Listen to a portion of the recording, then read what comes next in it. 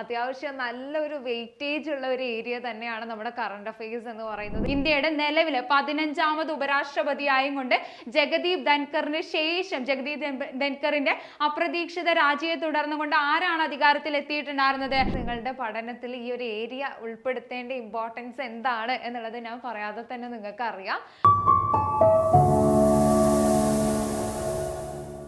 Hi all, welcome to competitive cracker. എൻ്റെ പേര് റബീഹത്ത്. അപ്പോൾ ഇന്നത്തെ വീഡിയോയിൽ നമ്മൾ നോക്കാനായിട്ട് പോകുന്നത് റീസെൻ്റ്ലി നടന്നിട്ടുള്ള എക്സാമുകളിൽ ചോദിച്ചിട്ടുള്ള കറണ്ട് അഫയേഴ്സിൻ്റെ ഭാഗത്തു നിന്നുള്ള കുറച്ച് ഇമ്പോർട്ടൻ്റ് ആയിട്ടുള്ള ക്വസ്റ്റ്യൻസ് ആണ്. അപ്പോൾ നമുക്കറിയാം 2025 ആയിട്ട് നമ്മുടെ എക്സാം, കമ്പനി ബോർഡിൻ്റെ എക്സാമും കാര്യങ്ങളൊക്കെ നടക്കാനായിട്ട് പോവാണ് അല്ലേ. അത്യാവശ്യം നല്ലൊരു വെയിറ്റേജ് ഉള്ള ഒരു ഏരിയ തന്നെയാണ് നമ്മുടെ കറണ്ട് അഫയേഴ്സ് എന്ന് പറയുന്നത്. 20 മാർക്കിനാണ് നമുക്കതിന് ക്വസ്റ്റ്യൻസ് വരുന്നത്. അപ്പോൾ ഇനിയുള്ള ദിവസങ്ങളിൽ എന്ന് പറയുന്നത് നിങ്ങളുടെ പഠനത്തിൽ ഈ ഒരു ഏരിയ ഉൾപ്പെടുത്തേണ്ട ഇമ്പോർട്ടൻസ് എന്താണ് എന്നുള്ളത് ഞാൻ പറയാതെ തന്നെ നിങ്ങൾക്ക് അറിയാം. അപ്പോൾ കഴിഞ്ഞ അല്ലെങ്കിൽ റീസെൻ്റ്ലി നടന്നിട്ടുള്ള എക്സാമുകളൊക്കെ നന്നായിട്ട് നിങ്ങളൊന്ന് നോക്കുക. അതുപോലെ തന്നെ ഏതൊക്കെ ഭാഗത്തു നിന്ന് ഏതൊക്കെ ഭാഗം ഫോക്കസ് ചെയ്തുകൊണ്ടാണ് ക്വസ്റ്റ്യൻസ് വന്നിട്ടുള്ളത്, കാര്യങ്ങളൊക്കെ എന്തായാലും ഒന്ന് പഠിച്ചു വെക്കാനായിട്ട് ശ്രദ്ധിക്കുക കേട്ടോ. അപ്പോൾ നമുക്ക് റീസെൻ്റ്ലി നടന്ന എക്സാമിൽ ചോദിച്ചിട്ടുള്ള കറണ്ട് അഫയേഴ്സിൻ്റെ ഭാഗത്തു നിന്നുള്ള കുറച്ച് ഇമ്പോർട്ടൻ്റ് ആയിട്ടുള്ള ക്വസ്റ്റ്യൻസ് നമുക്കൊന്ന് നോക്കിപ്പോവാം. ഓക്കെ, സോ ആദ്യത്തെ ചോദ്യം ഇതാണ്: 2025 വൈദ്യശാസ്ത്രത്തിനുള്ള നൊബേൽ പുരസ്കാരത്തിന് അർഹരായവരെ കണ്ടെത്തുക എന്നുള്ളതാണ് ക്വസ്റ്റ്യൻ. അപ്പോൾ ഇത്രയും കാലം 2024 ആയിരുന്നു ചോദിച്ചിട്ടുണ്ടായിരുന്നത്. പക്ഷേ ഇനിയുള്ള എക്സാമുകൾക്ക് നമുക്ക് എക്സ്പെക്ട് ചെയ്യാൻ പറ്റുന്ന ഒരു ക്വസ്റ്റ്യൻ എന്ന് പറയുന്നത് ഏതാണ്? 2025 2025 ഈ പറയുന്ന നൊബേലുമായി ബന്ധപ്പെട്ടുകൊണ്ടുള്ള ക്വസ്റ്റ്യൻസ് എന്ന് പറയുന്നത് നമുക്കിനി ഇമ്പോർട്ടൻ്റ് ആയിട്ട് വരുന്നതാണ്. അപ്പോൾ അതിൽ ആരൊക്കെയാണ് നമ്മുടെ ഉത്തരമായിട്ട് വരുന്നത്? ഓപ്ഷൻസ് നമുക്ക് തന്നിട്ടുണ്ട്: John Clark, Mary Brunkow, Susumu Kitagawa, Fred Ramsdell, അതുപോലെ തന്നെ ഷിമോൺ സഗാകുച്ചി. അപ്പൊ ഇതിൽ നമ്മുടെ ഉത്തരമായിട്ട് വരുന്നത് ഏതാണ്? ഓപ്ഷൻ ഡി ആണ് അല്ലെ. ഓപ്ഷൻ ഡി ആണ് നമ്മുടെ ഉത്തരമായിട്ട് വരുന്നത്. അതായത് 2 മേരി ബ്രോങ്കോ, അതുപോലെ തന്നെ നമ്മുടെ ഫ്രെഡ് റാംസ്റ്റൽ, ഷിമോൺ സഗാകുച്ചി, ഇവർ 3 പേർക്കായിരുന്നു 2025 വൈദ്യശാസ്ത്രത്തിനുള്ള, മെഡിസിൻ അല്ലെങ്കിൽ ഫിസിയോളജിയിലുള്ള നൊബേൽ പുരസ്കാരം പോകുന്നതായിട്ട് നമുക്ക് കാണാൻ പറ്റുന്നത്. അപ്പൊ എന്തുമായി ബന്ധപ്പെട്ടുകൊണ്ടുള്ള പഠനങ്ങൾക്കാണ് എന്ന് നമ്മൾ നോക്കുമ്പോൾ peripheral immune system, okay, peripheral immune സിസ്റ്റവുമായി ബന്ധപ്പെട്ടുകൊണ്ട് അതിൽ വരുന്ന തന്നെ മറ്റൊരു വാക്കാണ് regulatory T cell. Okay, regulatory T സെല്ലുകളുമായി ബന്ധപ്പെട്ടുകൊണ്ടുള്ള പഠനങ്ങൾക്കാണ് ഇവർക്ക് 2025 വൈദ്യശാസ്ത്രത്തിലെ നൊബേൽ പുരസ്കാരം പോകുന്നത് നമുക്ക് കാണാൻ പറ്റുന്നത്. സോ 2025 നൊബേൽ എന്ന് പറയുന്നത് വളരെ ഇമ്പോർട്ടൻ്റ് ആയിട്ടുള്ള ഒരു ഏരിയ ആണ്. നമ്മളുടെ കോമ്പറ്റേറ്റീവ് ക്രാക്കറിന്റെ തന്നെ PSC ചാനലിൽ നമ്മൾ ഇതിനെ എങ്ങനെയാണ് പഠിക്കേണ്ടത് അല്ലെങ്കിൽ ഇതുമായി ബന്ധപ്പെട്ടുകൊണ്ടുള്ള കോഡുകളൊക്കെ വെച്ചുകൊണ്ടുള്ള 2025 നൊബേൽ പുരസ്കാരത്തിന്റെ വീഡിയോ നമ്മൾ അപ്ലോഡ് ചെയ്തിട്ടുണ്ട്. അപ്പോൾ അത് കാണാത്തവരാണെന്നുണ്ടെങ്കിൽ നിങ്ങൾക്ക് അത് പോയിട്ട് കാണാവുന്നതാണ്. ഓക്കെ, അപ്പോൾ എന്തായാലും നിങ്ങൾ പഠിച്ചു വെക്കുക. 2025 നൊബേൽ പുരസ്കാരങ്ങൾ എന്തായാലും ഓർമ്മിച്ചു വെക്കാനായിട്ട് ശ്രദ്ധിക്കുക കേട്ടോ. അപ്പോൾ ഇവർക്ക് 3 പേർക്കാണ് 2025 വൈദ്യശാസ്ത്രത്തിലെ നൊബേൽ പുരസ്കാരം കരസ്ഥമാക്കിയിട്ടുണ്ടായിരുന്നത്. ഓക്കെ, അടുത്തൊരു ക്വസ്റ്റ്യൻ ഇതാണ്: 49ാമത് വയലാർ സാഹിത്യ അവാർഡ് 2025 നമ്മുടെ വയലാർ സാഹിത്യ അവാർഡിന് അർഹനായ തപോമയുടെ അച്ഛൻ എന്ന് പറയുന്ന കൃതിയുടെ രചയിതാവ് ആരാണ് എന്നാണ് ചോദിച്ചിട്ടുള്ളത്. അപ്പൊ കൃതി ഇവിടെ തന്നിട്ടുണ്ട്. ഇതിന്റെ ഓഥർ ആരാണ് എന്നാണ് ചോദിച്ചിട്ടുള്ളത്. നമുക്കറിയാം അല്ലെ, ഈ സന്തോഷ് കുമാറിന്റെ വർക്കാണ്. ഏത്? തപോമയുടെ അച്ഛൻ എന്ന് പറയുന്നത്. അപ്പൊ തപോമയുടെ അച്ഛൻ എന്ന് പറയുന്ന കൃതിക്കാണ് 2025 വയലാർ അവാർഡ്, 49ാമത് വയലാർ അവാർഡ് കിട്ടിയിട്ടുണ്ടായിരുന്നത് എന്നുള്ള കാര്യം ഇവിടെ പഠിച്ചു വെക്കുക. അപ്പൊ ഇവിടെ ശ്രദ്ധിക്കേണ്ട മറ്റൊരു കാര്യം എന്ന് പറയുന്നത്, ചിലപ്പോൾ നമ്മളെ കൺഫ്യൂസ്ഡ് ആക്കുന്ന രീതിയിൽ ഈ വർഷം തരാതെ എന്ത് തരും? ഇത്രാമത് അവാർഡ് എന്ന് പറഞ്ഞുകൊണ്ട് തരും. അപ്പൊ നമുക്ക് എന്താണ് ഒരു ടെൻഷൻ ആവും. 2024 ആണോ ചോദിക്കുന്നത്, 25 ആണോ ചോദിക്കുന്നത് എന്നുള്ള ഒരു കൺഫ്യൂഷൻ നമുക്ക് അവിടെ വരാനായിട്ട് സാധ്യതയുണ്ട്. അപ്പൊ എപ്പോഴും നിങ്ങൾ ഈ പറയുന്ന അവാർഡുകളായിക്കോട്ടെ, അതല്ലെങ്കിൽ അപ്പോയിന്റ്മെന്റ് കാര്യങ്ങളായിക്കോട്ടെ, ഇതൊക്കെ പഠിക്കുന്ന സമയത്ത് അവർ എത്രാമതാണ് എന്നുള്ളത് കൂടെ ഒന്ന് നോട്ട് ചെയ്ത് വെക്കാനായിട്ട് ശ്രദ്ധിക്കാം കേട്ടോ. അപ്പൊ ഇവിടെ തന്നെ 2025 എന്ന് പറഞ്ഞുകൊണ്ട് നമുക്ക് ബ്രേക്കറ്റിൽ തന്നിട്ടുണ്ട്. അതുപോലെ തന്നെ കൃതിയുടെ പേരും തന്നതുകൊണ്ട് നമുക്ക് ഈസിയാണ്. ചിലപ്പോൾ നമുക്ക് 49ാമത് വയലാർ അവാർഡിന് അർഹനായത് ആരാണ് എന്ന് ചോദിക്കുകയാണെന്നുണ്ടെങ്കിൽ അവിടെ ചിലപ്പോൾ നമുക്ക് എന്താണ് ഓപ്ഷൻസും കാര്യങ്ങളൊക്കെ കാണുമ്പോൾ ഒരു കൺഫ്യൂഷൻ വരാനായിട്ട് സാധ്യതയുണ്ട്. സോ എപ്പോൾ പഠിക്കുമ്പോഴും എന്ത് ചെയ്യുക, എത്രാമതാണ് എന്നുള്ള കാര്യം കൂടെ അവിടെ ഒന്ന് നോട്ട് ചെയ്ത് വെക്കാനായിട്ട് ശ്രദ്ധിക്കുക കേട്ടോ. അപ്പൊ നമുക്ക് 2024 നമ്മൾ നോക്കുമ്പോൾ, അതായത് 48ാമത് വയലാർ അവാർഡുമായി ബന്ധപ്പെട്ടുകൊണ്ട് നമ്മൾ നോക്കുന്ന സമയത്ത് ആർക്കായിരുന്നു കിട്ടിയിട്ടുണ്ടാകുന്നത്? അശോകൻ ചെരുവിലിനായിരുന്നു അല്ലെ. അശോകൻ ചെരുവിലിന്റെ കാട്ടൂർ കടവ് എന്ന് പറയുന്ന കൃതിക്ക്, കാട്ടൂർ കടവ് എന്ന് പറയുന്ന കൃതിക്കായിരുന്നു 2024 ഈ പറയുന്ന വയലാർ അവാർഡ് പോകുന്നതായിട്ട് നമുക്ക് കാണാനായിട്ട് പറ്റുന്നത്. അപ്പൊ 2024ലെയും 2025ലെയും വയലാർ അവാർഡ് നമ്മൾ അവിടെ പഠിച്ചു. കാട്ടൂർ കടവ് എന്നതാണ് അദ്ദേഹത്തിന്റെ കൃതിയുടെ പേരായിട്ട് വരുന്നത്. ഓക്കെ, അടുത്ത ചോദ്യത്തിലോട്ട് നമ്മൾ പോകുമ്പോൾ വിഴിഞ്ഞം തുറമുഖവുമായി ബന്ധപ്പെട്ടുകൊണ്ട് ഇപ്പോഴും ക്വസ്റ്റ്യൻസ് വരുന്നതാണ്. അപ്പോൾ ഇതാ അടുത്തത്, താഴെ പറയുന്നവയിലെ പ്രസ്താവനകളിൽ വിഴിഞ്ഞം തുറമുഖവുമായി ബന്ധപ്പെട്ട് തെറ്റായ പ്രസ്താവനകൾ ഏതൊക്കെയാണ് എന്നാണ് ചോദിച്ചിട്ടുള്ളത്. വിഴിഞ്ഞം തുറമുഖം 2025 മെയ് 3 പ്രധാനമന്ത്രി നരേന്ദ്രമോദി ഇനോഗ്രേറ്റ് ചെയ്തു എന്ന് പറയുന്നുണ്ട്. ഇന്ത്യയിലെ ട്രാൻസ്ഷിപ്മെന്റ് തുറമുഖമാണ് വിഴിഞ്ഞം എന്ന് പറയുന്നുണ്ട്. വിഴിഞ്ഞം തുറമുഖത്ത് ആദ്യമായിട്ട് എത്തുന്നത് മദർഷിപ്പ് ഷെൻഹുവ 15 ആയിരുന്നു എന്ന് പറയുന്നുണ്ട്. 4ാമത്തെ സ്റ്റേറ്റ്മെന്റ് വരുന്നത് വിഴിഞ്ഞം തുറമുഖം നെയ്യാറ്റിൻകര താലൂക്കിലായിട്ടാണ് സ്ഥിതി ചെയ്യുന്നത് എന്ന് പറയുന്നുണ്ട്. സോ ഇതിൽ ഏതൊക്കെയാണ് തെറ്റായിട്ടുള്ള സ്റ്റേറ്റ്മെന്റ് എന്നാണ് ചോദിച്ചിട്ടുള്ളത്. അപ്പൊ നമുക്കറിയാം ഇതില് ഒന്നാമത്തെ സ്റ്റേറ്റ്മെന്റ് തെറ്റാണ് അല്ലെ. എന്താണ് ഒന്നാമത്തെ സ്റ്റേറ്റ്മെന്റിലുള്ള തെറ്റ് വരുന്നത്? 2025 മെയ് 3 എന്നാണ് തന്നേക്കുന്നത്. മെയ് 2 അല്ലെ. മെയ് 2 എന്ത് ചെയ്യുന്നുണ്ടായിരുന്നത്? മെയ് 2 നമ്മുടെ വിഴിഞ്ഞം തുറമുഖം 2025 മെയ് 2 വിഴിഞ്ഞം തുറമുഖത്തിന്റെ ഇനോഗ്രേഷൻ നടക്കുന്നതായിട്ട് നമുക്ക് കാണാനായിട്ട് പറ്റുന്നത്. സോ ഒന്നാമത്തെ സ്റ്റേറ്റ്മെന്റ് അവിടെ തെറ്റായിട്ട് പോകുന്നുണ്ട്. അപ്പോൾ തന്നെ നമുക്ക് ഇവിടെ 2 ഓപ്ഷൻസ് എലിമിനേറ്റ് ചെയ്യാനായിട്ട് പറ്റും. സി, ഓക്കെ, സി ഓപ്ഷൻ തെറ്റാണ്. അതുപോലെ തന്നെ എലിമിനേറ്റ് ചെയ്യാനായിട്ട് പറ്റി. അതുപോലെ തന്നെ ബിയും നമുക്ക് എലിമിനേറ്റ് ചെയ്യാനായിട്ട് പറ്റി. ഇനി ഒന്നും എയും ഡിയും ആണ് അവിടെ നിൽക്കുന്നത്. അപ്പൊ ഇവിടെ നോക്കുമ്പോൾ രണ്ടാമത്തെ ഇന്ത്യയിലെ ആദ്യത്തെ ട്രാൻസ്ഷിപ്മെന്റ് തുറമുഖമാണ് ഏത്? നമ്മുടെ ട്രിവാൻഡ്രം ജില്ലയിൽ സ്ഥിതി ചെയ്യുന്ന ഈ പറയുന്ന വിഴിഞ്ഞം തുറമുഖം എന്ന് പറയുന്നത്. സോ രണ്ടാമത്തെ സ്റ്റേറ്റ്മെന്റ് എന്താണ്?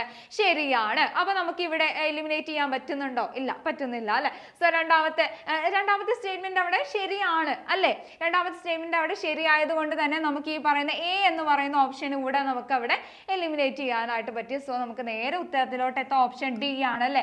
ഓപ്ഷൻ ഡി ആണ് നമ്മുടെ ഉത്തരമായിട്ട് വരുന്നത്. അപ്പൊ ഒന്നാമത്തെ 3ാമത്തെ സ്റ്റേറ്റ്മെന്റ് ആണ് നമ്മുടെ ഇതിൽ തെറ്റായിട്ട് വരുന്നത് എന്നുള്ളത് അവിടെ നിങ്ങൾ പഠിച്ചു വെക്കുക. 3ാമത്തെ സ്റ്റേറ്റ്മെന്റിൽ എന്താ തെറ്റ്? വിഴിഞ്ഞം തുറമുഖത്ത് ആദ്യമായിട്ട് എത്തിയ കപ്പൽ മദർഷിപ്പ് ഷെൻഹുവ 15 ആണ് എന്നാണ് പറയുന്നത്. അപ്പൊ നമ്മുടെ വിഴിഞ്ഞം തുറമുഖത്ത് ആദ്യമായിട്ട് എത്തുന്ന കപ്പൽ ഏതാണ്? സാൻ ഫെർണാഡോ ആണ് അല്ലെ. സാൻ ഫെർണാഡോ എന്ന് പറയുന്ന കപ്പലാണ് വിഴിഞ്ഞത്ത് ആദ്യമായിട്ട് എത്തുന്നതായിട്ട് നമുക്ക് കാണാൻ പറ്റുന്നത്. സോ 3ാമത്തെ സ്റ്റേറ്റ്മെന്റ് അവിടെ തെറ്റാണ്. പിന്നെ അതുപോലെ തന്നെ വിഴിഞ്ഞം തുറമുഖം നെയ്യാറ്റിൻകര താലൂക്കിലായിട്ടാണ് സ്ഥിതി ചെയ്യുന്നത്. ഇത് സ്റ്റേറ്റ്മെന്റ് അല്ലാതെ പലതവണയായിട്ട് ചോദിച്ച ക്വസ്റ്റ്യൻ ആണ് കേട്ടോ. വിഴിഞ്ഞം തുറമുഖം എന്ന് പറയുന്നത് താഴെ പറയുന്നതിൽ ഏത് ഡിസ്ട്രിക്റ്റിലായിട്ടാണ് സ്ഥിതി ചെയ്യുന്നത്, ഏത് ജില്ലയിലാണ് സ്ഥിതി ചെയ്യുന്നത് എന്നുള്ളത് ചോദിച്ചിട്ടുള്ളതാണ്. അതുപോലെ തന്നെ ട്രിവാൻഡ്രത്തിലെ ഏത് താലൂക്കിലായിട്ടാണ് ഇത് സ്ഥിതി ചെയ്യുന്നത് എന്നുള്ളതും സെപ്പറേറ്റ് ആയിട്ട് ക്വസ്റ്റ്യൻസ് വന്നിട്ടുള്ളതാണ്. സോ 2 കാര്യങ്ങൾ അവിടെ നിങ്ങൾ പഠിച്ചു വെക്കാനായിട്ട് ശ്രദ്ധിക്കുക. അപ്പോൾ ഓപ്ഷൻ ഡി ആണ് നമ്മുടെ ഈ ഒരു ക്വസ്റ്റ്യന്റെ ആൻസർ ആയിട്ട് വരുന്നത്. ഓക്കെ, അടുത്ത ചോദ്യം ഇതാണ്. ഇന്ത്യയുടെ 52ാമത് ചീഫ് ജസ്റ്റിസ് ആയി നിയമിതനായത് ആരാണ് എന്നുള്ളതാണ്. അപ്പൊ 52ാമത് ചീഫ് ജസ്റ്റിസ് ആരാണ് എന്നുള്ളതാണ്. നമുക്കറിയാം നമ്മുടെ ഉത്തരം വരുന്നത് ഏതാ? ഓപ്ഷൻ സി ആണ് അല്ലെ. BR ഗവായി ആണ് നമ്മുടെ ഉത്തരമായിട്ട് വരുന്നത്. പക്ഷെ ഇനിയുള്ള എക്സാമുകളിൽ നമുക്ക് ചോദിക്കാനായിട്ട് സാധ്യതയുള്ളത് 53ാമത്, ഓക്കെ, 53ാമത് ചീഫ് ജസ്റ്റിസിനെ ആയിരിക്കും. അപ്പൊ 53ാമത് ചീഫ് ജസ്റ്റിസ് ആരാണ്, നിലവിൽ ആരാണ് നമ്മുടെ ഇന്ത്യയുടെ ചീഫ് ജസ്റ്റിസ് ആരാണ് എന്ന് ചോദിക്കുകയാണെന്നുണ്ടെങ്കിൽ അവിടെ നമ്മുടെ ഉത്തരം വരേണ്ടത് ഇനി ആരാണ്? സൂര്യകാന്ത് ആണ് കേട്ടോ. സൂര്യകാന്ത് ആണ് നമ്മുടെ ഉത്തരമായിട്ട് ഇനി വരേണ്ടത്. അപ്പോൾ ഇനിയുള്ള എക്സാമുകൾക്ക് എന്തായാലും നിങ്ങൾ ഇത് ശ്രദ്ധിച്ചു വെക്കുക. സൂര്യകാന്ത് ആണ് നമ്മുടെ 53ാമത് ചീഫ് ജസ്റ്റിസ് ഓഫ് ഇന്ത്യ എന്ന് പറയുന്നത് കേട്ടോ. അതെന്തായാലും അവിടെ പഠിച്ചു വെക്കുക. ഓക്കെ, അടുത്ത ചോദ്യത്തിലോട്ട് നമുക്ക് പോവാം. 2025 സമാധാനത്തിനുള്ള നൊബേൽ പുരസ്കാരം കരസ്ഥമാക്കിയത് ആരാണ് എന്നാണ് ചോദിക്കുന്നത്. ഡൊണാൾഡ് ട്രംപ് വന്നിട്ടുണ്ട്, വ്ളാഡിമിർ സെലൻസ്കി തന്നിട്ടുണ്ട്, അന്റോണിയോ ഗുട്രസ് തന്നിട്ടുണ്ട്, മരിയ കൊരീന തന്നിട്ടുണ്ട്. അപ്പൊ നമുക്കറിയാം നമ്മുടെ 2025 സമാധാനത്തിലുള്ള പുരസ്കാരം, അപ്പൊ ഒരേ എക്സാമിന് തന്നെ ചോദിച്ചിട്ടുള്ള 2 ക്വസ്റ്റ്യൻസ് ആണിത്. 2025 സമാധാനത്തിലുള്ള നൊബേൽ പുരസ്കാരം, അതുപോലെ തന്നെ വൈദ്യശാസ്ത്രത്തിലുള്ള പുരസ്കാരം റീസെന്റ് നടന്ന എക്സാമിന് ചോദിച്ച ക്വസ്റ്റ്യൻ ആണ്. അപ്പൊ ഇവിടെ നമ്മൾ നോക്കുമ്പോൾ 2025 സമാധാനത്തിലുള്ള നൊബേൽ പുരസ്കാരം വെനസ്വലയിലെ ജനങ്ങളുടെ അവകാശങ്ങൾക്കായിട്ട്, ജനാധിപത്യ അവകാശങ്ങൾക്കായിട്ട് പോരാടിയിട്ടുണ്ടായിരുന്ന മരിയ കൊരീന മച്ചാഡോക്കാണ് കിട്ടുന്നത് അല്ലെ. മച്ചാഡോ എന്നിവിടെ വരുന്നുണ്ട്. ഇനിയിപ്പോ കൊറിയ മച്ചാഡോ അല്ലെങ്കിൽ വേറെ എങ്ങനെയെങ്കിലൊക്കെ തരുകയാണ് എന്നുണ്ടെങ്കിൽ കൺഫ്യൂസ്ഡ് ആയി പോവരുത്. മരിയ കൊരീന മച്ചാഡോ ഒക്കെ ആയിരുന്നു 2025 സമാധാനത്തിനുള്ള നൊബേൽ പുരസ്കാരം പോകുന്നതായിട്ട് നമുക്ക് കാണാനായിട്ട് പറ്റുന്നു. അപ്പോൾ ഈ ഒരു സമാധാനത്തിനുള്ള പുരസ്കാരം നമ്മൾ നോക്കുമ്പോൾ അത്യാവശ്യം നോക്കി നിന്ന ഒരു പുരസ്കാരമായിരുന്നു അല്ലെ. കാരണം ഡൊണാൾഡ് ട്രംപിനെ നമുക്കറിയാം, അദ്ദേഹം അവിടെ കിടന്ന് ഒരുപാട് അലമുറ കൂട്ടിയിട്ടുണ്ടായിരുന്നു ആ ഒരു നൊബേലിന് വേണ്ടിയിട്ട്. അപ്പൊ ഇവിടെ നമ്മൾ നോക്കുമ്പോൾ 2025 നൊബേൽ പുരസ്കാരം പോകുന്നത് ആർക്കാണ്? സമാധാനത്തിലുള്ള നൊബേൽ പുരസ്കാരം മരിയ കൊരീന മച്ചാഡോക്കാണ് പോകുന്നത്. ഇനി 2024 25 ഇപ്പൊ നമ്മൾ പഠിച്ചു. 24 എങ്ങാനും ചോദിക്കുകയാണ് എന്നുണ്ടെങ്കിൽ ആർക്കാണ്? ഒരു സംഘടനക്കാണ്, ജപ്പാൻ കേന്ദ്രമായിട്ടുള്ള ഒരു സംഘടനക്കാണ് 2024 സമാധാനത്തിലുള്ള നൊബേൽ പുരസ്കാരം പോകുന്നതായിട്ട് നമുക്ക് കാണാൻ പറ്റുന്നത്. എന്താണ് ആ സംഘടന പേര്? നിഹോൺ ഹിഡോങ്ക്യോ. ഓക്കെ, നിഹോൺ ഹിഡോങ്ക്യോ എന്ന് പറയുന്ന ഒരു സംഘടനക്കാണ് 2024 സമാധാനത്തിലുള്ള നൊബേൽ പുരസ്കാരം പോകുന്നതായിട്ട് നമുക്ക് കാണാൻ പറ്റുന്നത്. അതുപോലെ തന്നെ 2023 നമ്മൾ നോക്കുമ്പോൾ സമാധാനത്തിലുള്ള നൊബേൽ പോകുന്നത് ആർക്കാണ്? നെർഗീസ് മുഹമ്മദിക്കായിരുന്നു അല്ലെ. നെർഗീസ് മുഹമ്മദിക്കായിരുന്നു 2023 സമാധാനത്തിലുള്ള നൊബേൽ പുരസ്കാരം പോയിട്ടുണ്ട്. അപ്പോൾ 23 ചോദിക്കാനായിട്ട് സാധ്യത കുറവാണ്. എന്തായാലും നിങ്ങൾ 25 24 എന്തായാലും അവിടെ പഠിച്ചു വെക്കാനായിട്ട് ശ്രദ്ധിക്കാം കേട്ടോ.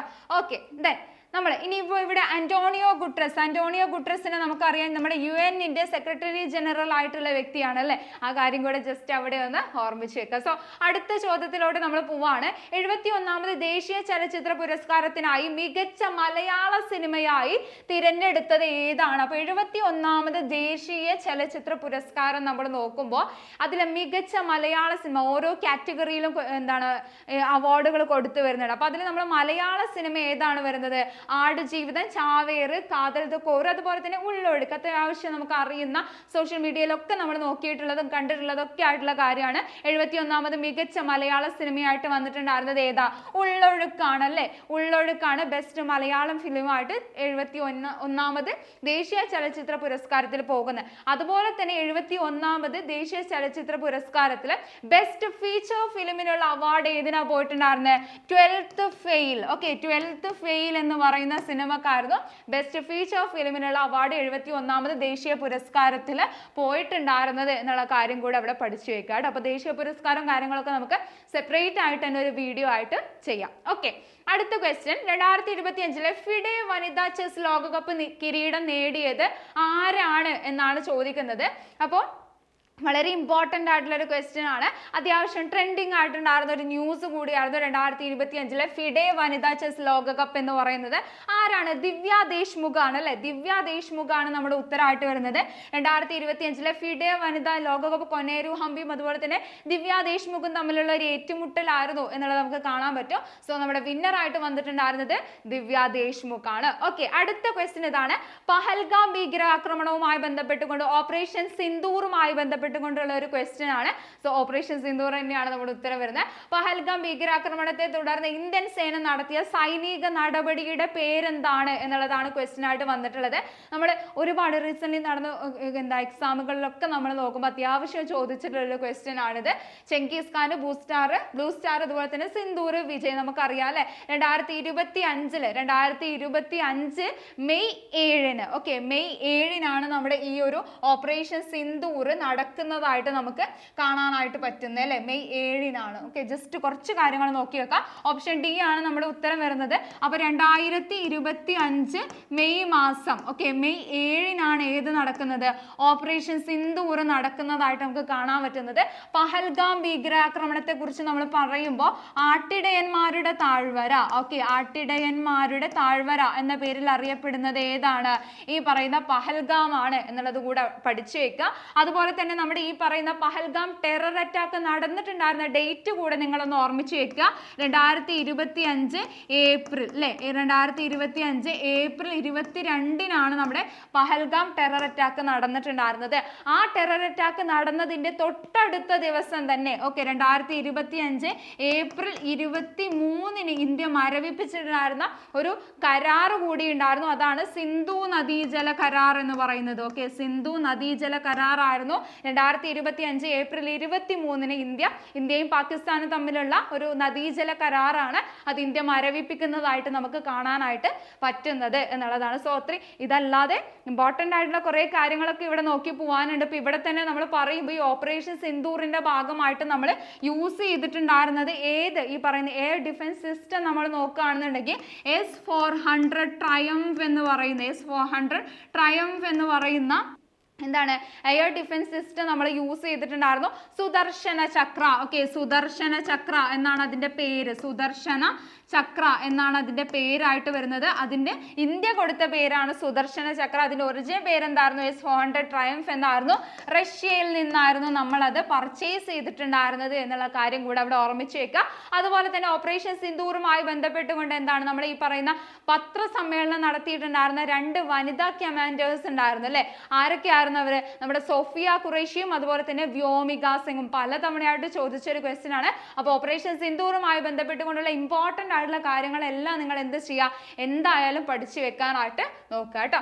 സോ അടുത്ത ചോദ്യം ഇതാണ്, ഇന്ത്യയുടെ ഇപ്പോഴത്തെ ഉപരാഷ്ട്രപതി ആരാണ് എന്നുള്ളതാണ് ചോദിച്ചിട്ടുള്ളത്.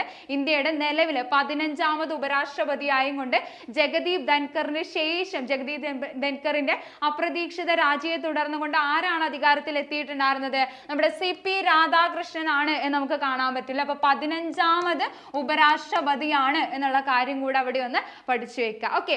അടുത്തത് ദാദാ സാഹിബ് ഫാൽക്കെ അവാർഡ് ലഭിച്ച മലയാളികൾ ആരൊക്കെയാണ് എന്നുള്ളതാണ് ചോദിച്ചിട്ടുള്ളത്. അപ്പൊ ദാദാ സാഹിബ് ഫാൽക്കെ അവാർഡ് നമുക്കറിയാം 2023 എന്താണ് നമ്മുടെ ദാദാ സാഹിബ് ഫാൽക്കെ അവാർഡിന് അർഹനായ വ്യക്തിയായിരുന്നു മോഹൻലാൽ എന്ന് പറയുന്നത് അല്ലെ. അതോടൊപ്പം തന്നെ ചോദിച്ചിട്ടുള്ളതാണ് ദാദാ സാഹിബ് ഫാൽക്കെ അവാർഡ് ലഭിച്ച മലയാളികൾ ആരൊക്കെയാണ് എന്നുള്ളത്. അപ്പൊ ആരാണ് നമ്മുടെ ഉത്തരം വരുന്നത്? ഓപ്ഷൻ D ആണ് കേട്ടോ. മോഹൻലാലും അതുപോലെ തന്നെ അടൂർ ഗോപാലകൃഷ്ണനും കൂടിയായിരുന്നു 2023 നമ്മുടെ ഈ പറയുന്ന ദാദാ സാഹിബ് ഫാൽക്കെ അവാർഡിന് അർഹരായിട്ടുണ്ടായിരുന്നത് എന്നുള്ള കാര്യം അവിടെ ഒന്ന് പഠിച്ചു വെക്കാനായിട്ട് ശ്രദ്ധിക്കുക കേട്ടോ. അപ്പോൾ നമ്മുടെ ഈ പറയുന്ന അവാർഡുകളൊക്കെ പഠിച്ചു പോകുമ്പോൾ പ്രത്യേകിച്ച് ഈ പറയുന്ന ദാദാ സാഹിബ് ഫാൽക്കെ അവാർഡുമായി ബന്ധപ്പെട്ടുകൊണ്ടുള്ള ഈ 2 കാര്യങ്ങൾ കൂടെ നിങ്ങളൊന്ന് അവിടെ ഓർമ്മിച്ച് വെക്കാനായിട്ട് ശ്രദ്ധിക്കുക. ഇനിയിപ്പോൾ 2024 ചോദിക്കുകയാണെന്നുണ്ടെങ്കിൽ അല്ല, ചോദിച്ചിട്ടുള്ള ക്വസ്റ്റ്യൻ തന്നെയാണ്.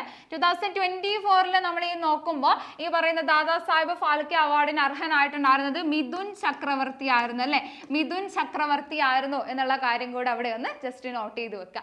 അപ്പോൾ നമുക്കറിയാം നമ്മുടെ കമ്പനി ബോർഡ് LGSന്റെ കാര്യം നമ്മൾ പറയുന്ന സമയത്ത് നേരത്തെ തുടക്കത്തിൽ പറഞ്ഞ പോലെ തന്നെ അത്യാവശ്യം കറണ്ട് അഫെയറിന് അത്യാവശ്യം ഇമ്പോർട്ടൻസ് ഉള്ള ഒരു ഏരിയ ആണ് നമുക്കറിയാം അല്ലെ. 20 മാർക്സിനാണ് നമുക്ക് ഈ ഒരു ഭാഗത്ത് നിന്ന് ക്വസ്റ്റ്യൻസ് വരുന്നത്. അപ്പോൾ കൃത്യമായിട്ടൊരു സ്റ്റഡി പ്ലാൻ അതുപോലെ തന്നെ കൃത്യമായിട്ട് ഈ പറയുന്ന കറണ്ട് അഫെയർസ് എന്ന് പറയുന്നത് ഓരോ ദിവസവും അതുപോലെ തന്നെ റീസെന്റ് നടന്നിട്ടുള്ള എക്സാമുകളിനെയൊക്കെ ബേസ് ചെയ്തുകൊണ്ടും PSCയുടെ ആ ഒരു ക്വസ്റ്റ്യൻ പാറ്റേണും കാര്യങ്ങളൊക്കെ മനസ്സിലാക്കിയും കൊണ്ട് പ്രിപ്പറേഷൻസ് മുന്നോട്ട് കൊണ്ടുപോവുക എന്ന് പറയുന്നത് നമ്മളെ സംബന്ധിച്ചിടത്തോളം വളരെ വലിയൊരു കാര്യമാണ്. കാരണം നമുക്കറിയാം കറണ്ട് അഫെയർസ് അത്യാവശ്യം വാസ്റ്റ് ആയി കിടക്കുന്ന ഒരു ഏരിയ ആണ്. പക്ഷെ നമുക്ക് പഠിച്ചെടുക്കാൻ പറ്റുന്ന ഒരു ഏരിയ തന്നെയാണ് ഈ പറയുന്ന കറണ്ട് അഫെയർസ് എന്ന് പറയുന്നത്. അപ്പോൾ നിങ്ങൾ ഈ പറയുന്ന ഒരുപാട് പേര് കമ്പനി ബോർഡ് LGS എക്സാമിന് വേണ്ടിയിട്ട് പ്രിപ്പയർ ചെയ്യുന്നവർ, നന്നായിട്ട് സ്റ്റഡി കൊണ്ടുപോകുന്നവരായിട്ടുള്ള ആളുകളൊക്കെ ഉണ്ടായിരിക്കും. അപ്പോൾ നിങ്ങൾക്ക് ഈ ഒരു ബാച്ച് നമ്മളിപ്പോൾ കോമ്പറ്റേറ്റീവ് ക്രാക്കറിലാണെന്നുണ്ടെങ്കിലും പുതിയ ബാച്ചും കാര്യങ്ങളൊക്കെ നമ്മൾ സ്റ്റാർട്ട് ചെയ്തിട്ടുണ്ട്. അപ്പോൾ ആ ഒരു ബാച്ചിനെ കുറിച്ച് കൃത്യമായിട്ടുള്ള സ്റ്റഡി പ്ലാനോട് കൂടിയിട്ട് അതുപോലെ തന്നെ പ്രീവിയസ് ഇയർ ക്വസ്റ്റ്യൻസിന്റെ വർക്ക്ഔട്ടും കാര്യങ്ങളൊക്കെ ചേർന്നിട്ടുള്ള ഒരു ബാച്ചാണ്. സോ ഈ ബാച്ചിനെ കുറിച്ച് കൂടുതൽ ഡീറ്റെയിൽസ് അറിയുന്നതിനായിട്ട് നിങ്ങൾക്ക് ഈ സ്ക്രീനിൽ കാണുന്ന നമ്പറിലോ അല്ലെങ്കിൽ താഴെ നമ്മൾ ഫോമോ കാര്യങ്ങൾ പ്രൊവൈഡ് ചെയ്യാം. അതിൽ നിങ്ങൾക്ക് കോൺടാക്ട് ചെയ്യാവുന്നതാണ്. എന്ത് ക്വയറീസ് കാര്യങ്ങളുണ്ടെന്നുണ്ടെങ്കിൽ നിങ്ങൾക്ക് അതിൽ അറിയിക്കാവുന്നതാണ് കേട്ടോ. സോ നമുക്ക് എന്ത് ചെയ്യാം, അടുത്ത ചോദ്യത്തിലോട്ട് പോവാം. മറ്റൊരു ചോദ്യമായിട്ട് വന്നിട്ടുണ്ടായിരുന്നത് 2025 ഏഷ്യ കപ്പ് ക്രിക്കറ്റിലെ ജേതാക്കളായിട്ടുള്ള രാജ്യം ഏതാണ് എന്നുള്ളതാണ്. സോ 2025 ഏഷ്യ കപ്പ് എന്ന് പറയുന്നത് ഇമ്പോർട്ടൻ്റ് ആയിട്ടുള്ള ഒരു ഏരിയ ആണ്. അതല്ലെങ്കിൽ എന്താണ് 9th ടൈറ്റിൽ ആയിരുന്നു അല്ലെ, ഇന്ത്യയുടെ 9th ടൈറ്റിൽ ആയിരുന്നു ഈ പറയുന്ന 2025 ഏഷ്യ കപ്പ് എന്ന് പറയുന്നത്. ആരെയാണ് ഫൈനലിൽ പരാജയപ്പെടുത്തിയിട്ടുണ്ടായിരുന്നത്? പാകിസ്ഥാനെ ആയിരുന്നു അല്ലെ. പാകിസ്ഥാനെ പരാജയപ്പെടുത്തിക്കൊണ്ടാണ് 9ാമത്തെ ടൈറ്റിൽ ഇന്ത്യ നേടുന്നതായിട്ട് നമുക്ക് കാണാനായിട്ട് പറ്റുന്നത്. 5 വിക്കറ്റിനായിരുന്നു അവിടെ തോൽപ്പിച്ചിട്ടുണ്ടായിരുന്നത്. ഓക്കെ, അപ്പൊ അതവിടെ പഠിച്ചു വെക്കുക. ഇനി അടുത്ത ക്വസ്റ്റ്യൻ ഇതാണ്, ഇന്ത്യയിലെ ആദ്യത്തെ ഓപ്പൺ റോക്ക് മ്യൂസിയം എവിടെയാണ് സ്ഥാപിക്കപ്പെട്ടത് എന്നുള്ളതാണ്. ഇന്ത്യയിലെ ആദ്യത്തെ ഓപ്പൺ റോക്ക് മ്യൂസിയം എവിടെയാണ് സ്ഥിതി ചെയ്യുന്നത് എന്നുള്ളതാണ്. ആളുകളുടെ ഇടയിൽ ഒരു അവയർനെസ് ഉണ്ടാക്കിയെടുക്കുക. ഓക്കെ, എന്താണ് ചുറ്റുമുള്ള കാര്യങ്ങളെ കുറിച്ചൊക്കെ ആളുകളുടെ ഇടയിൽ ഒരു അവയർനെസ് ഉണ്ടാക്കിയെടുക്കുക എന്നുള്ള ഒരു ലക്ഷ്യത്തോട് കൂടിയിട്ടാണ് ഈ പറയുന്ന ഓപ്പൺ റോക്ക് മ്യൂസിയം എന്ന് പറയുന്നത് സ്ഥാപിച്ചിട്ടുള്ളത്. സോ ഇന്ത്യയിൽ ആദ്യത്തെ ഓപ്പൺ റോക്ക് മ്യൂസിയം എവിടെയാണ് വരുന്നത്? ഹൈദരാബാദിലാണ് വരുന്നത് എന്നുള്ള കാര്യം കൂടി അവിടെ ഒന്ന് നോട്ട് ചെയ്ത് വെക്കുക കേട്ടോ. ഓക്കെ, ഹൈദരാബാദിലാണ്. അടുത്ത ചോദ്യം, ഇന്ത്യയിലെ ആദ്യത്തെ solar wind inverter power house. ഇന്ത്യയിലെ ആദ്യത്തെ solar wind inverter power house നിലവിൽ വന്നത് എവിടെയാണ് എന്നുള്ളതാണ് അടുത്ത ക്വസ്റ്റ്യൻ ആയിട്ട് വന്നിട്ടുള്ളത്. ഓപ്ഷൻ എ ആണ്, നമ്മുടെ നെടുങ്കണ്ടത്താണ് എന്നുള്ളത് കൂടെ അവിടെ പഠിച്ചു വെക്കുക കേട്ടോ. അപ്പൊ നമുക്ക് ചില ക്വസ്റ്റ്യൻസ് എന്ന് പറയുന്നത് എന്തായിരിക്കില്ല, കറണ്ട് അഫയേഴ്സ് ആയിരിക്കില്ല, എന്താണ് റെയർ GK ആയിട്ടുള്ള കാര്യങ്ങളൊക്കെ ആയിരിക്കും. അതും നമ്മൾ ഇതിൽ ആഡ് ചെയ്തിട്ടുണ്ട്. കാരണം ഇനി ഒരു എക്സാമിന് പോകുമ്പോൾ എങ്ങാനും ക്വസ്റ്റ്യൻ റിപ്പീറ്റഡ് ആയി ചോദിക്കുകയാണെന്നുണ്ടെങ്കിൽ നിങ്ങൾക്ക് കിട്ടാതെ പോരുത് എന്നുള്ളതാണ്. അപ്പൊ ഇന്ത്യയിലെ ആദ്യത്തെ solar wind inverter power house എവിടെയാണ് വന്നിട്ടുള്ളത്? നെടുങ്കണ്ടത്താണ് എന്നുള്ള കാര്യം കൂടെ അവിടെ പഠിച്ചു വെക്കുക. അടുത്ത ക്വസ്റ്റ്യൻ ഇതാണ്, ഇന്ത്യയിലെ ആദ്യത്തെ ലിറ്ററേറ്റ് ജില്ലയായി പ്രഖ്യാപിക്കപ്പെട്ട കേരളത്തിലെ ജില്ല ഏതാണ്? ഇന്ത്യയിലെ ആദ്യത്തെ ലിറ്ററേറ്റ് ജില്ലയായി പ്രഖ്യാപിക്കപ്പെട്ടത് ഏതാണ് എന്നാണ് ചോദിക്കുന്നത്. കോഴിക്കോട്, കോട്ടയം, മലപ്പുറം, ആലപ്പുഴ. ഇതിലേതാണ് നമ്മുടെ ഉത്തരം വരുന്നത്? ഓപ്ഷൻ ബി ആണ് അല്ലെ, മലപ്പുറം ആണ് ഇന്ത്യയിലെ ആദ്യത്തെ ലിറ്ററേറ്റ് ജില്ല എന്ന് പറയുന്നത്. ഏതാണ്? നമ്മുടെ മലപ്പുറമാണ്. കേരളത്തിൽ മലപ്പുറമാണ് എന്നുള്ള കാര്യം കൂടെ അവിടെ പഠിച്ചു വെക്കുക. അപ്പൊ ഇത്തരത്തിൽ നമ്മുടെ ഈ പറയുന്ന ഡിജി കേരള പദ്ധതികളുമായി ബന്ധപ്പെട്ടുകൊണ്ടുള്ള കാര്യങ്ങളെല്ലാം അവിടെ എന്തായാലും ഓർമ്മിച്ചു വെക്കുക. അത്തരത്തിലുള്ള റയർ ഫാക്റ്റുകളും കാര്യങ്ങളൊക്കെ ഒന്ന് ഓർമ്മിക്കുക കേട്ടോ. അടുത്ത ചോദ്യം ഇതാണ്, കേരളത്തിലെ ഹെൽത്ത് ATM. ഓക്കെ, കേരളത്തിലെ ഹെൽത്ത് ATM എന്ന് പറയുന്നത് ആദ്യമായിട്ട് നിലവിൽ വന്നത് ഏത് ജില്ലയിലാണ്? ഇടുക്കി, കണ്ണൂർ, തിരുവനന്തപുരം, എറണാകുളം. ഇത് ഏത് ജില്ലയിലാണ് നമ്മുടെ ആദ്യത്തെ ഹെൽത്ത് ATM എന്ന് പറയുന്നത് നിലവിൽ വന്നത്? എവിടെയാണ്? എറണാകുളത്താണ്. ഓക്കെ, എറണാകുളത്താണ് എന്നുള്ള കാര്യം കൂടെ അവിടെ ഒന്ന് നോട്ട് ചെയ്ത് വെക്കാം. അടുത്ത ചോദ്യം ഇതാണ്, ചില പദ്ധതികളാണ്. അപ്പൊ പദ്ധതികളുടെ കാര്യം നമ്മൾ പറയുമ്പോൾ തന്നെ ചിലത് കറണ്ട് അഫെയർ അല്ലെങ്കിൽ പുതുതായിട്ട് വന്ന പദ്ധതിയൊന്നും ആവില്ല. എന്തായിരിക്കാം? എന്തെങ്കിലുമൊക്കെ ന്യൂസ് വാല്യൂ എന്ന് പറയുന്നത് ആ ഒരു പദ്ധതിക്ക് കിട്ടിയിട്ടുണ്ടായിരിക്കാം, അല്ലെങ്കിൽ എന്താണ് റിപ്പീറ്റഡ് ആയിട്ട് ചോദിക്കുന്നതായിരിക്കും. ഈ ഒരു പദ്ധതിയൊക്കെ നമ്മൾ നോക്കുമ്പോൾ അത്യാവശ്യം റിപ്പീറ്റഡ് ആയിട്ട് ക്വസ്റ്റ്യൻസ് വരുന്ന ഒരു ഏരിയ ആണ്. സോ ചോദ്യം ഇതാണ്, സാമൂഹ്യനീതി വകുപ്പിന്റെ കീഴിലുള്ള സർക്കാർ വൃദ്ധസദനങ്ങളുടെ താമസക്കാരുടെ ആരോഗ്യ പരിരക്ഷ ഉറപ്പാക്കാൻ ഉദ്ദേശിച്ച് ആവിഷ്കരിച്ച് നടപ്പിലാക്കിയ പദ്ധതി ഏതാണ് എന്നാണ് ചോദിച്ചിട്ടുള്ളത്. അപ്പൊ ഏത് വകുപ്പിന് കീഴിലാണ് എന്നുള്ളതൊന്ന് പഠിച്ചു വെക്കുക. കാരണം ചില ക്വസ്റ്റ്യൻസിൽ നമുക്ക് ചോദിച്ച് കണ്ടിട്ടുണ്ട്, എന്താണ് ഇന്ന പദ്ധതി ഏത് വകുപ്പിന്റെ കീഴിലാണ് വരുന്നത് എന്നുള്ള ടൈപ്പ് ഓഫ് ക്വസ്റ്റ്യൻസ് നമുക്ക് ഇവിടെ കണ്ടിട്ടുണ്ട്. അപ്പൊ ഏത് വകുപ്പിന് കീഴിലാണ് ഈ ഒരു പദ്ധതി വരുന്നത്? സാമൂഹ്യനീതി വകുപ്പിന് കീഴിലായിട്ടാണ് ഇത് വരുന്നത്. അപ്പൊ എന്താണ്? സർക്കാർ വൃദ്ധസദനങ്ങളുടെ താമസക്കാരുടെ ആരോഗ്യ പരിരക്ഷയുമായി ബന്ധപ്പെട്ടുകൊണ്ട് വരുന്ന പദ്ധതിയാണ് വയോമിത്രം, മധുരം, അമൃതം, കിരണം. ഇതിലേതാണ് നമ്മുടെ ഉത്തരമായിട്ട് വരുന്നത്? ഓപ്ഷൻ ബി ആണ് അല്ലെ, വയോ അമൃതമാണ് നമ്മുടെ ഉത്തരമായിട്ട് വരുന്നത്. അപ്പൊ എന്താണ്? ചില ക്വസ്റ്റ്യനിൽ തിരിച്ചു നമ്മൾ ചോദിച്ചു കണ്ടിട്ടുണ്ട്. താഴെ പറയുന്നവയിൽ വയോ അമൃതം എന്ന് പറയുന്ന പദ്ധതിയുടെ ലക്ഷ്യം എന്താണ് എന്നുള്ള ടൈപ്പ് ഓഫ് ക്വസ്റ്റ്യൻസ് നമ്മൾ കണ്ടിട്ടുണ്ട്. അപ്പൊ എന്താണ് വയോ അമൃതം എന്ന് പറഞ്ഞാല്? സർക്കാർ വൃദ്ധസദനങ്ങളിലെ താമസക്കാരുടെ ആരോഗ്യ പരിരക്ഷ ഏത് വകുപ്പിന് കീഴിലാണ് വരുന്നത്? സാമൂഹ്യനീതി വകുപ്പിന് കീഴിലാണ് വരുന്നത് എന്നുള്ള കാര്യം കൂടെ അവിടെ നോട്ട് ചെയ്ത് വെക്കുക കേട്ടോ. ഓക്കെ, ദെൻ അടുത്ത ചോദ്യം വരുന്നത് ആർദ്രം ആരോഗ്യക്ഷേമ പദ്ധതിയുമായി ബന്ധപ്പെട്ടുകൊണ്ടുള്ള ഒരു ക്വസ്റ്റ്യൻ ആണ്. സോ അതിന്റെ ലക്ഷ്യങ്ങൾ, അപ്പൊ ഒരു പദ്ധതി നമ്മൾ പഠിക്കുമ്പോൾ അത് എന്ന് വന്നു എന്നുള്ളത് നമുക്ക് ഇമ്പോർട്ടന്റ് ആണ്. ഏത് ഡിപ്പാർട്ട്മെന്റിന് കീഴിലാണ് ഇത് വരുന്നത് എന്നുള്ളത് ഇമ്പോർട്ടന്റ് ആണ്. പദ്ധതിയുടെ പേര് അവിടെ ഇമ്പോർട്ടന്റ് ആണ്. അതുപോലെ തന്നെ ഇത് ആരെ ലക്ഷ്യം വെച്ചുകൊണ്ടാണ് വരുന്നത്, ഇതിലെ ലക്ഷ്യങ്ങൾ എന്തൊക്കെയാണ്, ഇത്രയും 5 കാര്യങ്ങൾ നമ്മൾ എന്ത് ചെയ്യണം? ഒരു പദ്ധതിയോടെ പഠിച്ചു പോകുന്ന സമയത്ത് കൃത്യമായിട്ട് നോട്ട് ചെയ്ത് വെക്കാനായിട്ട് ശ്രദ്ധിക്കുക കേട്ടോ. ഓക്കെ, ആർദ്രം ആരോഗ്യ പരിരക്ഷ എന്താണ് ക്ഷേമ പദ്ധതിയുമായി ബന്ധപ്പെട്ടുകൊണ്ടുള്ള ക്വസ്റ്റ്യൻ ആണ്. അവനത് ഫുള്ള് വായിക്കുന്നില്ല, നമുക്ക് നേരെ ഉത്തരത്തിലോട്ട് അങ്ങ് പോവാം. ഓപ്ഷൻ സി ആണ് നമ്മുടെ ഉത്തരം വരുന്നത്. 2ഉം 3ഉം ആണ് നമ്മുടെ ആൻസേഴ്സ് എന്ന് പറയുന്നത്. രണ്ടാമത്തെ എന്താ? സർക്കാർ ആശുപത്രികളുടെ അടിസ്ഥാന സൗകര്യം മെച്ചപ്പെടുത്തുക, അതുപോലെ തന്നെ സർക്കാർ ആശുപത്രികൾ രോഗി സൗഹൃദ പരിചരണം ഉറപ്പാക്കുക. ഈ 2എണ്ണമാണ് നമ്മുടെ ഈ പറയുന്ന ആരോഗ്യക്ഷേമ പദ്ധതിയായിട്ടുള്ള ആർദ്രം എന്ന് പറയുന്ന പദ്ധതിയുടെ എയിംസ് എന്നുള്ള കാര്യം അവിടെ ഒന്ന് നോട്ട് ചെയ്ത് വെക്കുക കേട്ടോ. അപ്പൊ എന്താണ് ആർദ്രം പദ്ധതി, എന്താണ്, ആരൊക്കെ ലക്ഷ്യം വെച്ചുകൊണ്ടാണ് ഇത് വരുന്നത് എന്നുള്ള കാര്യം ഇവിടെ നോട്ട് ചെയ്യുക. ഓക്കെ, അടുത്ത ക്വസ്റ്റ്യൻ ഇതാണ്. ദക്ഷിണേന്ത്യയിലെ ആദ്യത്തെ ഓട്ടോമേറ്റഡ് ടെർമിനൽ തുറമുഖം ഏതാണ് എന്നുള്ളതാണ്. നമ്മൾ നേരത്തെ നമ്മളെ വിഴിഞ്ഞം തുറമുഖവുമായി ബന്ധപ്പെട്ടുകൊണ്ട് പറഞ്ഞപ്പോൾ നമ്മൾ പഠിച്ച കാര്യമാണ് ദക്ഷിണേന്ത്യയിലെ ആദ്യത്തെ ഓട്ടോമേറ്റഡ് ടെർമിനൽ തുറമുഖം. അപ്പൊ ഇതൊക്കെ ഒരു എക്സാമിന് തന്നെ ചോദിച്ചിട്ടുള്ള എന്താണ് ഒരു സബ്ജക്ട് ബേസ് ചെയ്തുകൊണ്ട് തന്നെ വരുന്ന 2 ക്വസ്റ്റ്യൻസ് ആണ്. അപ്പൊ ഇവിടെ പഠിച്ചു വെക്കുക, ദക്ഷിണേന്ത്യയിലെ ആദ്യത്തെ ഓട്ടോമേറ്റഡ് ടെർമിനൽ തുറമുഖം എന്ന് പറയുന്നത് ഏതാണ്? നമ്മുടെ വിഴിഞ്ഞമാണ്. അടുത്ത ക്വസ്റ്റ്യൻ ഇതാണ്. ജീവിതശൈലി രോഗങ്ങൾ നിയന്ത്രിക്കുന്നതിനായി കേരള സർക്കാർ നടപ്പിലാക്കിയ മൊബൈൽ ആപ്ലിക്കേഷൻ ഏതാണ്? ഇത് പല തവണയായിട്ട് ചോദിച്ചിട്ടുള്ള ക്വസ്റ്റ്യൻ ആണ്, പല എക്സാമുകളിലായിട്ട് ചോദിച്ചിട്ടുള്ള ക്വസ്റ്റ്യൻ ആണ്. അപ്പൊ ഈ പറയുന്ന മൊബൈൽ ആപ്ലിക്കേഷൻ കേരള സർക്കാർ നടപ്പിലാക്കിയ ജീവിതശൈലി, ഈ ശൈലിന് തന്നെ നിങ്ങൾക്ക് ആ പേര് കിട്ടണം. എന്താണ് ആപ്പിന്റെ പേര്? ശൈലി, ജീവിതശൈലി.